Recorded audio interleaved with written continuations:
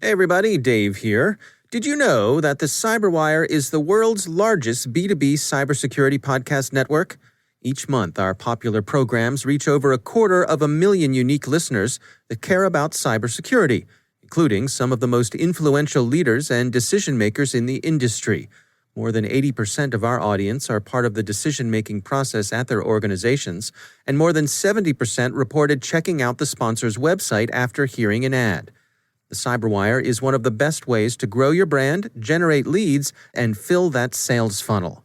From the Fortune 10 to emerging startups, we have options to help you reach your goals and to fit your budget. Our podcasts are sold out for this year, but we're now booking 2021 and beyond. Contact us today by visiting thecyberwire.com/sponsors to learn more. And tell them Dave sent you. And now, a message from our sponsor, CyberReason. Cybersecurity defenders don't fear ransomware, they end it. With CyberReason, defenders detect and stop ransomware that even others miss, a promise backed by their $1 million breach warranty. At CyberReason, they don't fear ransomware, they end it. Learn more at cyberreason.com.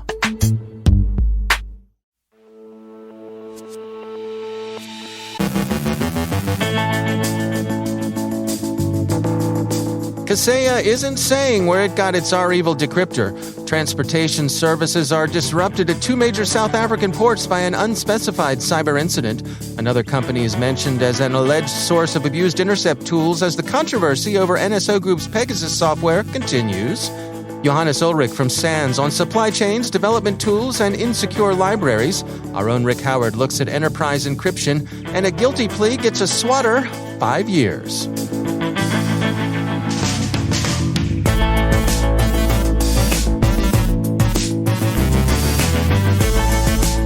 From the CyberWire studios at Data Tribe, I'm Dave Bittner with your CyberWire summary for Monday, July 26, 2021.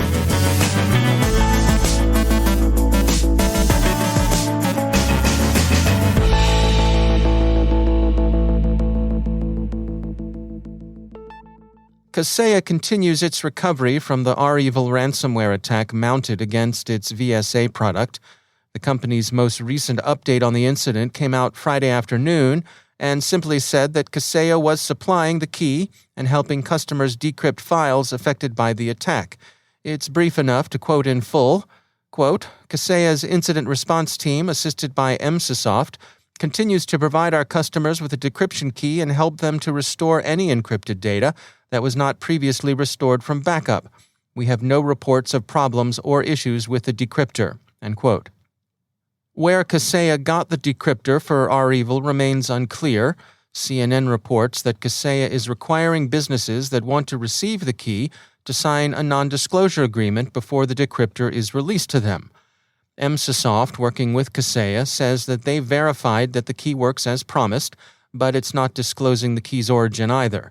The NDA and Kaseya's declining to comment on where the key came from has driven speculation that they paid the ransom, although how that was accomplished with the REvil gang apparently on the lam isn't clear either. But there are any number of possibilities. There's some other private channel to the gang. The key was developed by a private company. The key was provided by a government that doesn't wish to compromise sources or methods, and so on. At this point, speculation about a ransom payment remains just that, speculation. At 1 o'clock this afternoon, Kaseya issued another update, apparently prompted by such speculation, in which they categorically deny paying ransom. Quote, Kaseya has maintained our focus on assisting our customers, and when Kaseya obtained the decryptor last week, we moved as quickly as possible to safely use the decryptor to help our customers recover their encrypted data. Recent reports have suggested that our continued silence on whether Kaseya paid the ransom may encourage additional ransomware attacks, but nothing could be further from our goal. While each company must make its own decision on whether to pay the ransom, Kaseya decided after consultation with experts to not negotiate with the criminals who perpetrated this attack, and we have not wavered from that commitment. As such, we are confirming in no uncertain terms that Kaseya did not pay a ransom, either directly or indirectly through a third party, to obtain the decryptor, end quote. The Daily Beast's Shannon Vavra tracks Kaseya's various statements about the source of the decryptor, and there's still no clear account. It's worth noting, as Threatpost does, that decrypting one's locked files, a good thing in itself, still leaves open the possibility that REvil could sell, publish, or otherwise abuse data stolen over the course of the attack. The South African ports of Cape Town and Durban last Thursday disclosed that operations had been disrupted by an unspecified cyber attack, Reuters reports. According to IOL, the disruptions appear to be connected to problems at Johannesburg-based and state-owned intermodal transport company Transnet, with road transportation to the port of Durban also seeing the effects of the attack.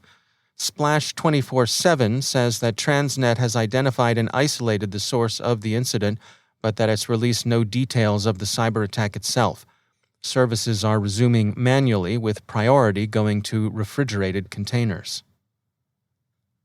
Last week, it had been reported that French authorities had opened an investigation into a cyber espionage operation conducted against French targets by Moroccan intelligence services using NSO Group's Pegasus intercept tool.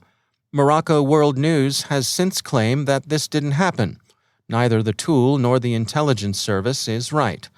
French President Macron was not spied on by Moroccan intelligence services using NSO's Pegasus, but rather by other unknown parties using tools delivered by the UAE-based company Dark Matter. The Guardian quotes WhatsApp CEO Will Cathcart as saying that a 2019 campaign that sought to surveil some 1,400 users of the messaging app bore similarities to the intrusions Project Pegasus has reported. Among those targeted were, he says, senior government and security officials, many of them in countries that are allied with the U.S. WhatsApp is currently engaged in a lawsuit against NSO Group over the incident. The Pegasus Project, of course, is the cooperative journalistic investigation into NSO Group. Amnesty International on Friday added to the material published in connection with the investigation, publishing more criticism of NSO Group's alleged role as a key enabler of surveillance by repressive regimes. Amnesty, while a long-standing critic of NSO Group, would seek to generalize the issue to cover intercept tools in general. The group's Friday report said, quote, Amnesty International is calling for an immediate moratorium on the export, sale, transfer, and use of surveillance technology until there is a human rights-compliant regulatory framework in place. NSO Group is licensed to export Pegasus software by the Israeli Ministry of Defense. Amnesty International is calling on the Israeli government to revoke existing export licenses to NSO Group, given the risk its spyware could be used for human rights violations. In addition, NSO Group should immediately shut down client systems where there is credible evidence of misuse. The organization, this is Amnesty, is also calling on the company to publish a human rights-compliant transparency report that discloses incidents of misuse of their products, destination countries, contracts, and other information necessary to fully investigate the possible occurrence of human rights abuses linked to their business." End quote. NSO Group continues to deny that it acted improperly in selling any of its tools. The sales were all correctly vetted, the company says, and if there was subsequent abuse, that's the fault of the government customers, not NSO Group. The CEO of NSO told Israel Hayam that either Qatar or the BDS movement, the boycott, divest, sanction movement that advocates isolating Israel in the interest of the Palestinian cause, or possibly both, is the hidden hand guiding Project Pegasus. The hidden hand of slander, government abuse, or corporate misconduct, whatever the case may be, controlling the sale and abuse of intercept tools is a difficult proposition. And finally, the dangerous and loathsome practice of swatting that claimed another victim in 2020 has resulted in one guilty plea. The Washington Post reports that Mr. Shane Sonderman, age 20, of Lauderdale County, Tennessee, was sentenced last week in Memphis federal court to 5 years in prison after pleading guilty to one count of conspiracy.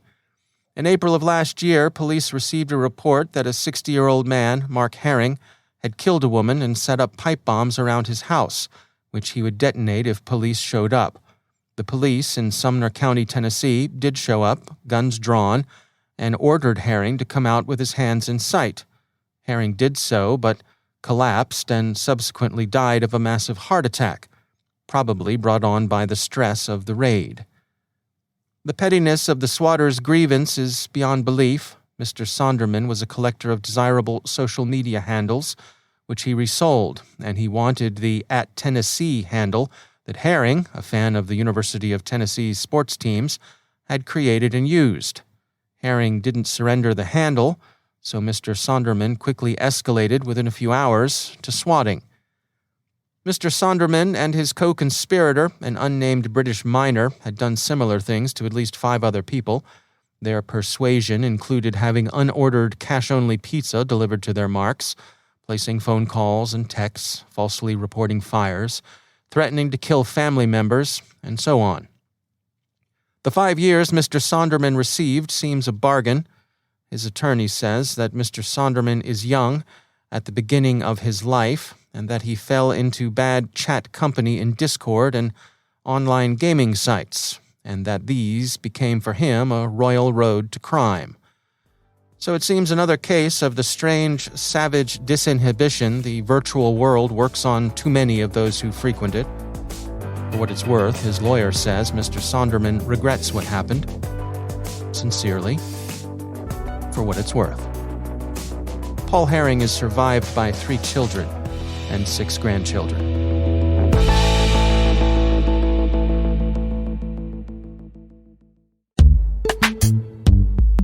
And now, a word from our sponsor, ExtraHop, stopping advanced threats with network detection and response. Let's face it, cyber attackers have the advantage. ExtraHop is on a mission to help you take it back. Regain the upper hand with security that can't be undermined, outsmarted, or compromised. With complete visibility from ExtraHop, enterprises can detect malicious behavior, hunt advanced threats, and forensically investigate any incident with confidence. When you don't have to choose between protecting your business and moving it forward, that's security uncompromised. See how it works in the full product demo, free online at extrahop.com/cyber. That's extrahop.com/cyber. And we thank ExtraHop for sponsoring our show.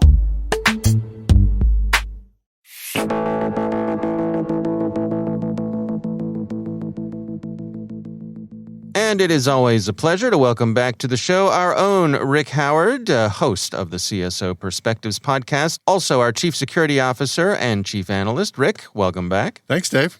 So you just kicked off Season 6 of your CSO Perspectives podcast. What is the general theme you're following for this season? So for this season, we're going back to our cybersecurity first principle wall and filling in some of the blank spots. You know, Dave, in past seasons, we did deep dives on 2 key strategies: intrusion, kill chain prevention, and zero trust. But we hadn't yet gone too deep on another key and essential strategy called resilience. Now, I remember you did do an episode on resilience back in Season 1, so let's just do a quick refresher here. What exactly are we talking about with resilience? Yeah, you're right. So in Season 1, Episode 9, we introduced the concept of resiliency. And by the way, we made the entire Season 1 of CSO Perspectives available on the ad-supported side for anybody who wants to check it out. But in that episode, I put forth a resilience definition that I liked, coined by 2 Stockholm University researchers, Jana Sterna and Jelena Zdratkovic. How about that for a pronunciation? Anyway. They probably have a hard time saying our names. So. I'm sure they do. So they define resiliency as, I quote, the ability to continuously deliver the intended outcome despite adverse cyber events, unquote. And one adverse cyber event that seems to be having a moment this year is ransomware.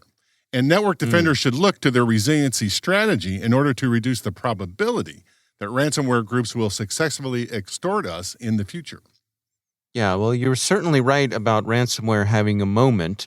I mean, obviously, we had the big splashy attacks against Colonial Pipeline and JBS Food, and I saw the NBA recently got hit, and of course there was. I know the NBA. Come on. Yeah, if only they had resources, right? And we had the latest one against Kaseya, and of course that's just the tip of the iceberg there. Now, back to resilience, I mean, can we use resiliency as the strategy to defeat things like ransomware? What sort of tactics are you advocating to support that notion? So in order to have any chance here, you have to get two non-sexy resiliency basics right, okay? And it's encryption and backups. And both sound easy when you say them fast, but it turns out it's very difficult to deploy them in any robust manner. So in last week's episode, I talked about the state of encryption for the cybersecurity industry. And in this week's episode, I talked to two of our subject matter experts at the CyberWire hash table to see how they approach the problem. Wayne Moore, the CISO of a company called Simply Business, one of the UK's largest insurance providers to micro-businesses and landlords, and Don Welch, the Penn State University's interim VP for IT and CIO. All right. Well, we'll look forward to hearing all about that. That is CSO Perspectives. It is part of CyberWire Pro, and you can find out all about it over on our website, thecyberwire.com. Rick Howard, thanks for joining us. Thank you, sir.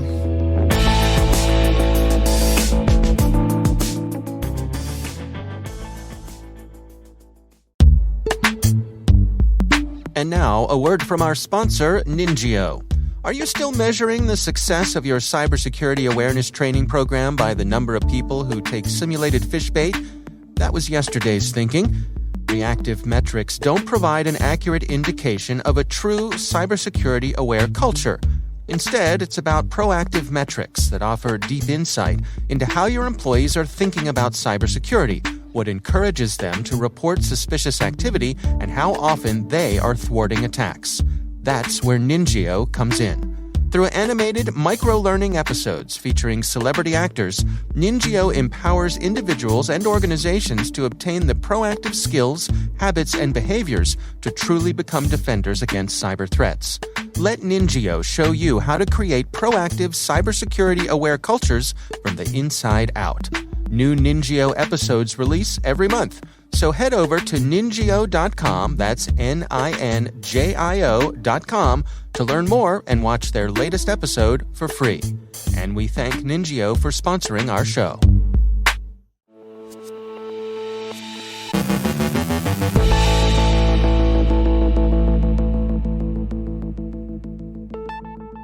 And joining me once again is Johannes Ullrich. He's the Dean of Research at the SANS Technology Institute and also the host of the ISC Stormcast podcast.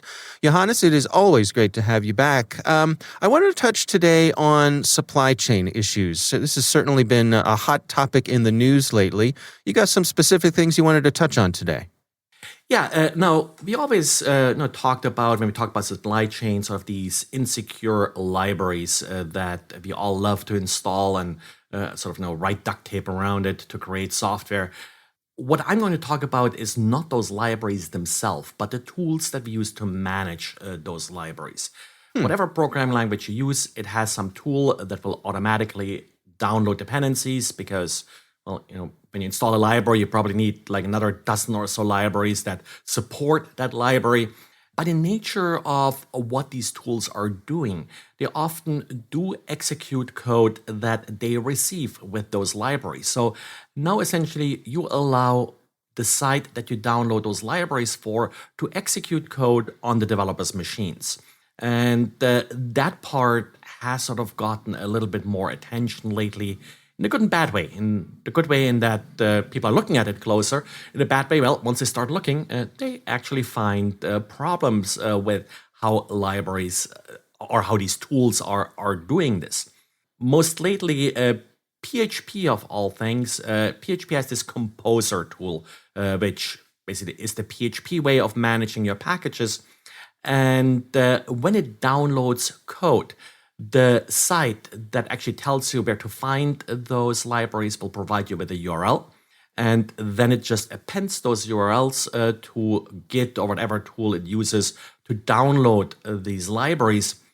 Well, they didn't correctly sanitize those URLs. So now you're able to add additional command line parameters to Git, which can then be used to execute arbitrary code. So this could, first of all, be used to compromise developer machines. In the case of a PHP, it could also be used to compromise the sites that you're using to manage libraries. So Packages, that's like the big repository for PHP. I believe something like 1.4 billion downloads every month. It runs Composer. It runs the tool to download code. So you could compromise that library and then sort of get that, that famous snowball effect we have seen with some of these supply chain attacks where, hey, I'm attacking one developer, I'm using that to attack more developers, and all of a sudden I have a compromise like this sort of spinning out of control. Is there something that can be done here in terms of a chain of custody? Dare I say a blockchain of custody? Who do you allow into this blockchain of custody? So that's part of the supply chain problem at Providence. Do we know where the library came from? But the great thing about the reason why some of these open source projects flourish is there's a very low bar of entry to actually get into that ecosystem. And Apple has attempted some of that with its certificates, but of course, $100 gets you an Apple developer certificate. That's maybe a high bar of entry for a hobbyist developer, but not a high bar at all for a criminal that wants to steal your crypto coins. Right. Is there a potential solution on the horizon here, or what sort of things do you recommend? Well, I think really, keep looking for flaws in these tools. That's, I think, the number one issue we can do to secure the tools themselves.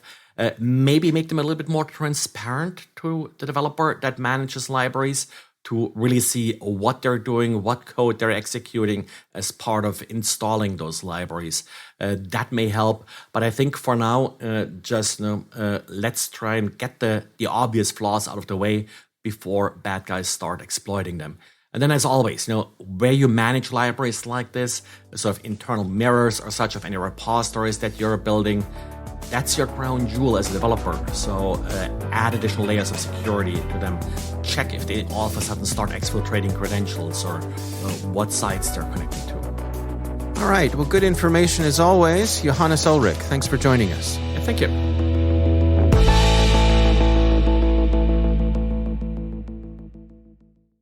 Thanks to all of our sponsors for making the CyberWire possible. Could your company benefit by reaching our large and influential audience? Send us a note at thecyberwire.com/sponsor.